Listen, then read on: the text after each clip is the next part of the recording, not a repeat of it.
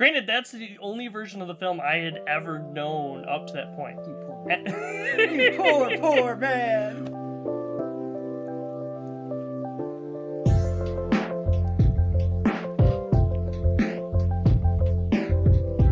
Hi, this is Randall here with No Market Media. And I'm Matt. Today, Randall and I are reviewing a film that's celebrating its 30th anniversary, and it's from one of our favorite film franchises. Yes. Today we're talking about Alien 3 from 1992. It stars Sigourney Weaver, Charles Dutton, Charles Dance, Paul McGann, Ralph Brown, and Lance Henriksen. It's directed by David Fincher in his motion picture debut. He's also known for Seven, Gone Girl, and The Social Network. Now in Alien 3, Ripley is the only survivor of her crew when the escape pod from her ship crashes into a planet that's home to a prison labor camp. But she unknowingly brought an alien facehugger with her. Now Ripley and the inmates need to come up with a plan to survive and kill the alien. Alien 3 had about a $50 to $60 million budget and about $160 million made at the box office. Initial impressions from critics and audiences were less than positive. Alien 3 had an extremely difficult birth, filming and production. The director, David Fincher, has actually disowned this movie and never even got to make a final cut of it himself, literally being locked out of the editing room. If you want a full backstory for the making of this film, there really is an awesome video put together by Chris Stuckman on it already. But since it's also 30 years old, where you at, an apologetic geek? I want to see it. So anyways, of note, other things that happened. The alien close-up scene with Ripley, which was used heavily in all of the advertising for this film, the cover for like the VHS box art, and has pretty much become known as one of the most famous scenes of this entire movie, was specifically told to David Fincher not to film by the studio. Don't do that scene. And the only reason you have it is because he grabbed a camera, grabbed Sigourney Weaver, and shot the scene himself. Which is just crazy. That is crazy. That's just crazy. Seriously.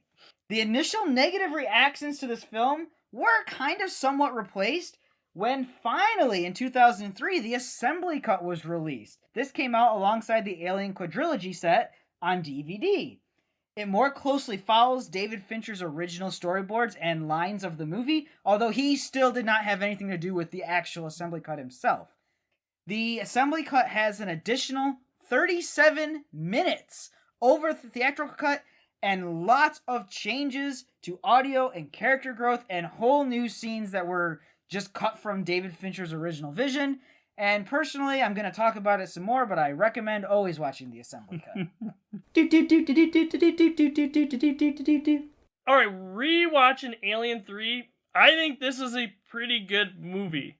But I think a lot of people are down on it because it's not the great movie, I think, that Alien or Aliens were. It's just a different movie to me, and it's hard to really stack up against those other two. But I think on its own, I think it's an okay film. It's not bad, it's not great, but it's not bad. Listen, one of the best sci-fi horror films ever made, Alien. One of the best sequels ever made. We actually talk about sequels in an old call-up episode. Ever made, Aliens. And then you have Alien 3, and I'm going to be honest, I love Alien 3. I think Alien 3 is great. That return back to a more gritty and grimy world, not the Sulaco, which is like this pristine, clean marine ship and everything, is way more interesting than people give it credit for. Absolutely. And the only real detriment that I have when I rewatch this film is the jump. You have to take a big jump at the very beginning. It's kind of famous at this point for writing out, Hicks and Newt off screen. Yep. And there's a whole bunch of drama off screen for that particular part. Now, once you get over that, like, how did the facehugger egg get on the ship? I don't know. I don't. I truly have no idea how that could have happened watching Aliens. I just don't. But once I get over that and just watch the film, I'm like, this is good. I like Alien 3. All right, so the plot here, aside from the aforementioned like jump you have to take, the leap you have to take to get into it, is really interesting. It's like that return to single alien, enclosed, confined space, and just us versus them, gritty, grimy. And I think that that's good, but it's not on a spaceship. It's not on the Nostromo or anything like that. It's at a prison colony, and so that's an interesting idea. Like it's different. It's puts them in a situation where they don't really have any weapons, they're like, yeah, this is a prison colony. We don't have guns here, and admittedly there's some off screen stuff for that because Sigourney Weaver was very against gun violence. She still is to this day very anti-gun violence. But I think as far as the plot and the story is concerned, making the criminals, these characters basically, have to go through this plot figuring out how can we fight against the alien. It takes me back to Alien. They don't have guns. They're makeshifting stuff up. The maintenance workers are, I get those feels. So like how that plot moves along out of necessity is really interesting to me. I've always enjoyed it. What about you? I think along with that, on going back to the feel of like the Alien movie with like the confined space and everything too, I think another aspect of the story that really kind of adds to that is the fact that Ripley doesn't just have the threat being the alien.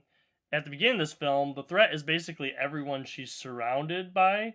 Ripley is the character that we already have grown attached to if we've seen the other two Alien films and stuff. And it's interesting that she's put into a setting surrounded by a bunch of people who are imprisoned for being rapists and being murderers and stuff too.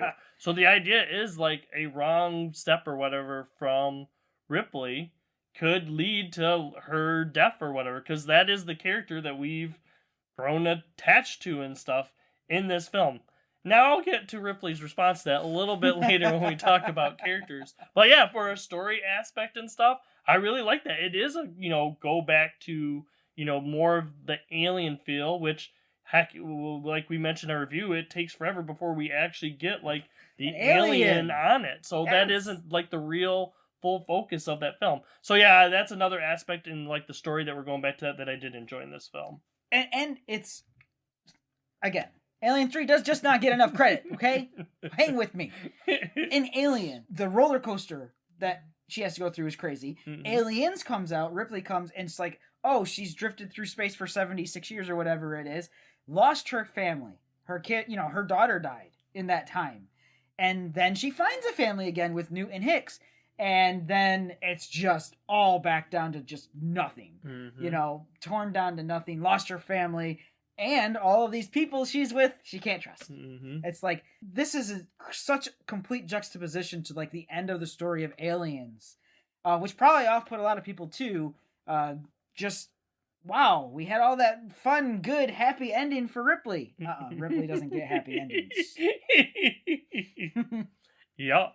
Yeah, and I would say too, like going on just to give you guys clarification, I actually watched the theatrical cut first, and that's really before we got ready to review this one. That's the only version of the film I'd ever seen, and it's been a while. So I just recently watched the assembly cut just to try to see some different comparisons and stuff too. And I'll tell you guys, I do think when it comes to story and tone, I think there's definitely a different tone between the two films a bit, and also how like the story progresses, I think feels a bit different and stuff too. Just going on with like what we look at with like our characters and stuff have a big impact on how the story actually plays out. That's called a segue into characters.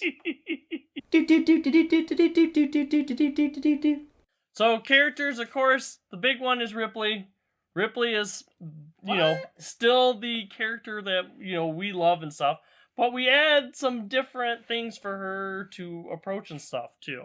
I think what we really get to see is, Ripley's strength again, time and time again. Ripley's kind of supposed to be looked at as like an outsider, like can't really hang with what everyone else is kind of doing in the film. At least that's kind of what we had in Aliens. And in this, it's kind of the same way, too. She's the only female is what they're looking at, surrounded by prisoners and stuff.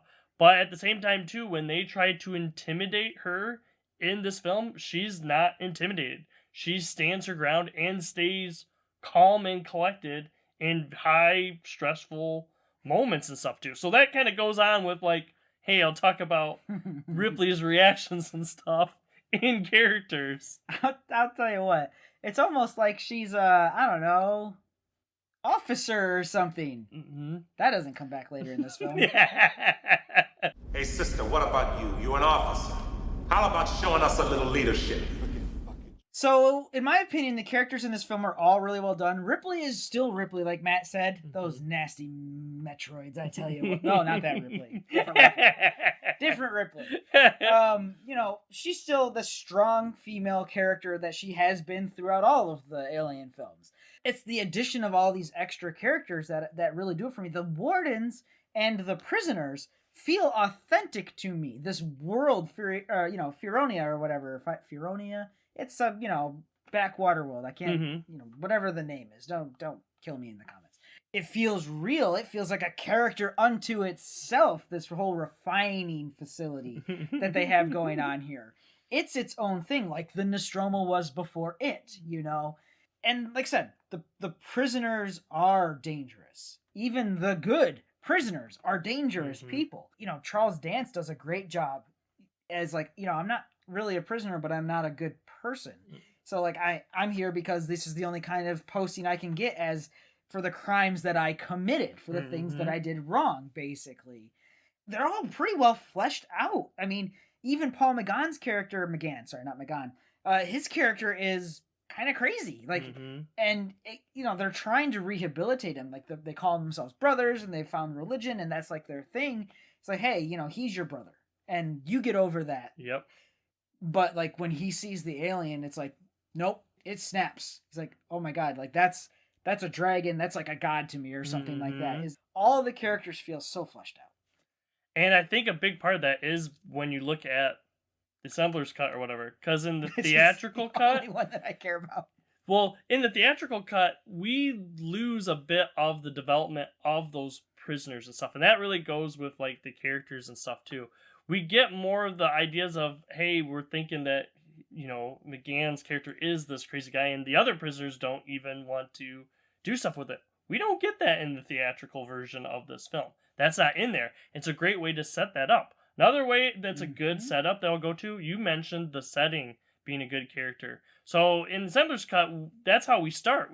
We start with Dance's character kind of walking, and we see kind of the old refinery stuff of the plant stuff. We don't get that in the theatrical version of that. So we don't really get as good of an establishment with that character, setting being our character and stuff in this too. So it definitely does have our characters have a big impact and stuff that we have on the story. And of course, talking about Dylan, I really like Dylan's character. I think he's kind of one that's kind of hard to read. I think he's a real dynamic character because he's got this one role where he's kind of leading, their religious ideals and stuff. It's kind of like a religious leader for them too. But then he also shows that he does not like women and he has no problem killing them or whatever. It's not that he doesn't like women.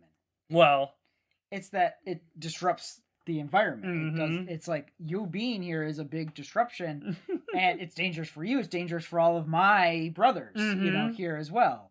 Yeah, so it's not that he doesn't like women. I would kind of say that he doesn't like him personally. I think he is constantly fighting over his personal ideal to want to kill her, not just to help the group, but of his previous temptations or whatever, how you would put it in the film. Now, the good thing about this, though, is all of that's established really well, especially in the assembly cut. I'll get to it. I'll just spoil it. I don't watch any version but the assembly cut. I haven't for a long time. Ever since I bought the quadrilogy on DVD, I was like, this is better. But when the alien shows up and it starts killing people, that's when everyone starts really just changing.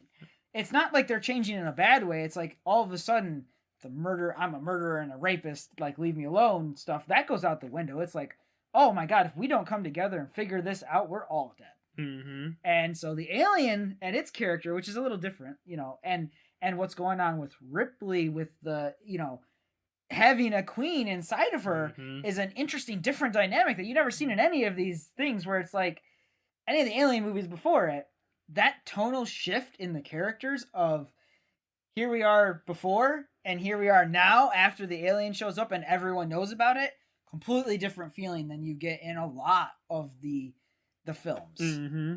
Yeah, I'm glad that you mentioned like the Ripley change or whatever, because that is a big change for her character when she realizes I got this alien queen inside me. Stuff.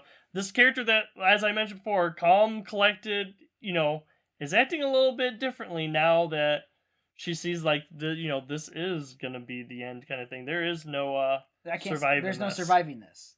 Yeah, basically.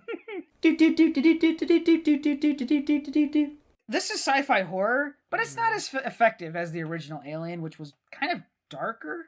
This is much more well-lit film than the original Alien, which was like done on a spaceship and meant to be cramped and confined and dark. So like I don't feel scared by it, but I still lump it in with sci-fi horror. It's not really sci-fi by itself, basically. It has some aspects that it wants you to be scared. The scenes of from the alien's perspective coming down the hall chasing everyone is kind of scary. Not really any jump scares or anything like you would expect from modern horror, I guess you might say. All of that's fine. It's still sci-fi horror to me, but I don't care because I really care about the characters and the story that's being told more than the genre of this one. For me, I would go suspense horror, I guess, a little bit. I keep going back to the feel of this film with just like the prisoners and stuff, and with Ripley constantly having a threat. There's always kind of like a threat to Ripley, except I would say later in the film, but I'll get to that in just a little bit. But there's always that, that threat and stuff, and I think that really adds to the feel of the film. Like, we have a bunch of confrontations and stuff, like Ripley when she's with the prisoners in like the mess hall and stuff, and we get that first face-off between kind of like Ripley and Dylan's character and stuff too. And then, when we get to the rape scene and stuff too, there's always this constant threat. And then going to the alien, which is kind of like a different kind of threat that's going on through much of the film and stuff too. So me, I guess I would say it's kind of the suspense of the film, like suspense horror and like the general, I wouldn't say dinky feel, but it's definitely a 90s almost like time of grunge music. Grunge music. Yeah, but it had that feel to it. Listen, this is, like Matt said, this is David Fincher's directorial debut. And before this, it was just music videos. Yep. So that makes perfect sense. Yep. I'm actually going to go directly and address the theatrical cut of this film first, specifically for this or whatever. Alright, so a big feeling of this movie changes. I've already spent a lot of time talking about how this sets up the feeling. All of that, to me, changes when Ripley finds out that the alien poses no threat to her. The other alien, not the one she has inside her. But the alien outside her, poses no threat to her. So a big part of, the assembly cut or whatever, assembler's cut, is that we build more relationships or we get to know these secondary characters better. In the theatrical version, it doesn't, and I think that's where the movie kind of falls apart. I'm not invested in any character in the theatrical version except for Ripley and Charles Dance's character, who gets immediately killed off as soon as you have, that you feel that as an audience you can actually trust him as a character. And then when Ripley finds out that the alien drone will not kill her, it loses almost all the tense feelings. I don't care about these other prisoners really getting killed. Maybe Dylan, but even Dylan isn't even as strong as he is in the new version of the film. So me, that's what I didn't see coming, that we get this nice, tense, feeling like we did from the original Alien, and then when this change happens in a matter of 5 minutes or whatever, that all goes away for the film for me.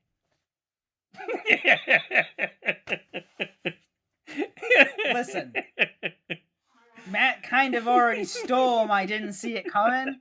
I've watched Alien 3 a lot more than him because I enjoy it. Now, this isn't like a guilty pleasure. I just think it's a good movie. Mm-hmm. But I go back to 2003 when I bought the quadrilogy, and I was like, okay, what's this? What's this 37-minute? Oh my god, this is so much better. That's it. That's my didn't see it coming. Going back in time and being like, I am never watching the theatrical version of this again. So if you're a person who's gotten this far in this review, thank you for watching this far, but you're like hung up on Alien 3, like, I don't feel good about it. I didn't like it when I watched it. Watch the assembly cut. That's all I can say. So that's my didn't see it coming. Matt stole it from me. I'll tell you guys, when I was doing the notes for this review, I wrote the notes after watching the theatrical version. Because, granted, that's the only version of the film I had ever known up to that point. You poor man.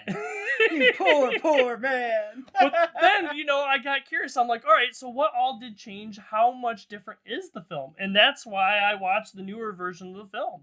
And yes, I was surprised on how much just the tone and stuff of the film actually changes with the new version. All that character development's important for you to care about the characters. Who knew? Who knew? Who knew?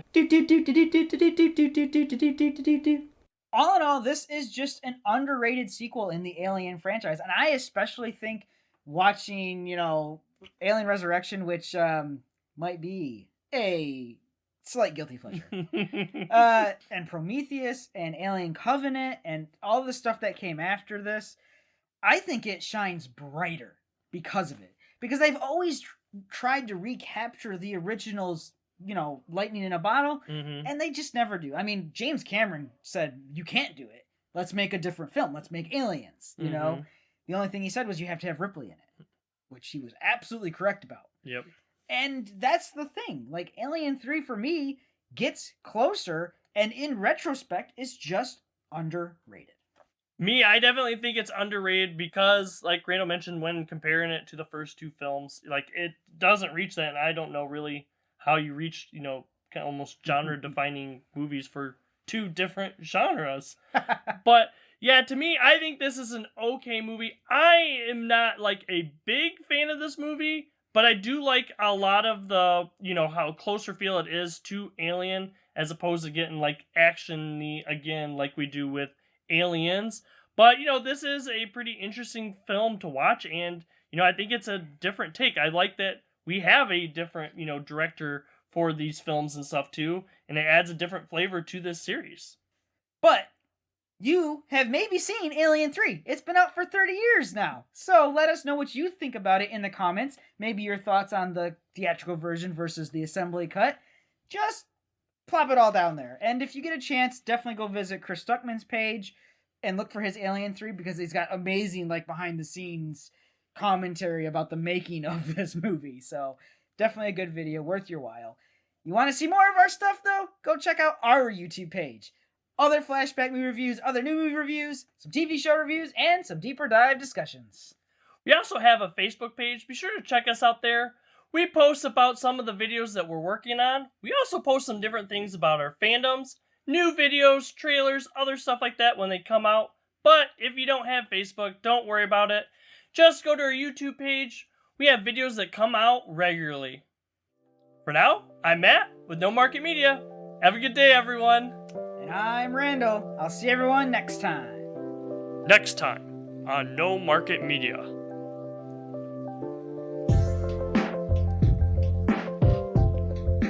Please consider checking out some of our other videos.